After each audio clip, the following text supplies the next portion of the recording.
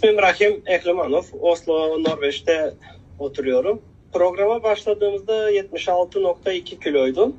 Şu an bir ay geçmesi üzerine 71,400'üm. Yani toplamda 4,800 gram gitti yani. Süper.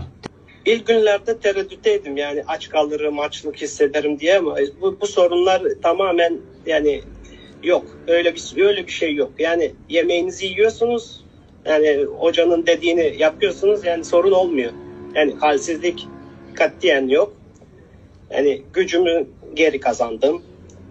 Çok rahatım yani. Ya insan zayıfladığını görünce insanın morali yükseliyor ya. Var ya, o müthiş bir duygu. Yani size tavsiye ederim yani.